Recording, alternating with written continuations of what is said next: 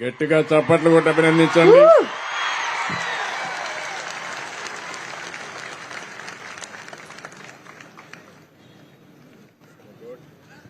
మీరు చూస్తే బాగా చదువుకున్నాడు, బిఈ చేశాడు, బీటెక్ చేశాడు.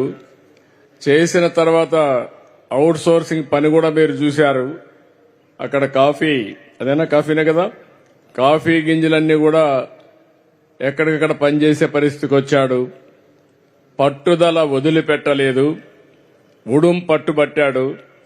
ఈరోజు నచ్చిన ఉద్యోగం పోలీస్ కానిస్టేబుల్ ఉద్యోగం వచ్చింది. ఇది ప్రారంభం మాత్రం, ఇక్కడి నుంచి శుభారంభమే. వదిలిపెట్టద్దు. నెక్స్ట్ ఏ ఎగ్జామ్ వచ్చినా నువ్వు రాయాలి, రాసి మళ్లీ నువ్వు పోలీసు ఉద్యోగం కానీ ఏ ఉద్యోగమైనా ఉన్నత స్థాయికి రావాలి. వస్తావా? నమ్మకమేనా? డెఫినెట్ గా చెప్పు అందరికి. నాకు ఫ్రీగా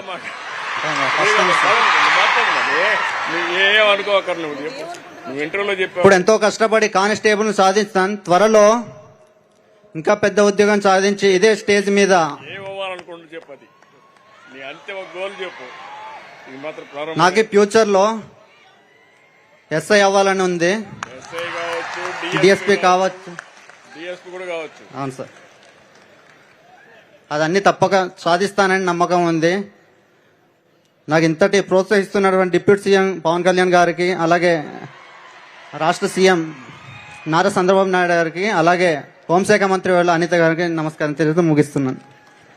బాబురావుకి ఒక టార్గెట్ ఇస్తున్నా.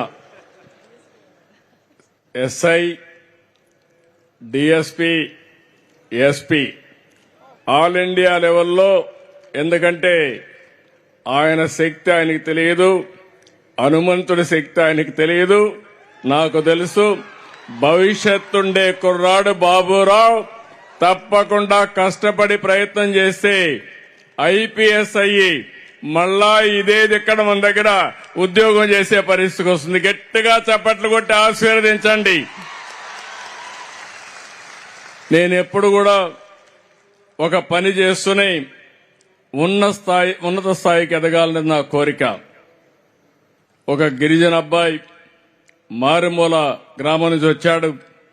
మీరు అక్కడ చూస్తే పోలీస్ ఎట్లుండాలో అక్కడ చూసిపిచ్చాడు. ఇక్కడికి వచ్చినప్పుడు కొంచెం షై అయ్యాడు మమ్మల్ని చూసి కొంచెం. కానీ రేపు రాబోయే రోజుల్లో మాత్రం నిజమైన పోలీసుగా ప్రజలకు రక్షణగా ఉంటాడు. మనందరికీ పేరు తెస్తాడు. మరొక్కసారి ఆశీర్వదించండి. తొందరలో ఉన్నత పదవి రావాలని కూడా మనస్ఫూర్తిగా అభినందనలు. Good luck. ఏమా నేను మనస్ఫూర్తిగా అభినందిస్తున్నా. ఉద్యోగం వచ్చినా ప్రజల్ని మర్చిపోలా. మా ఊర్లో రోడ్డు సమస్య ఉంది సార్, అది పరిష్కారం చేయమని అడిగాడు. అది నిజమైన వ్యక్తిత్వం, మంచి మనసు. పక్కనే మా డిప్యూటీ సీఎం గారు ఉన్నారు.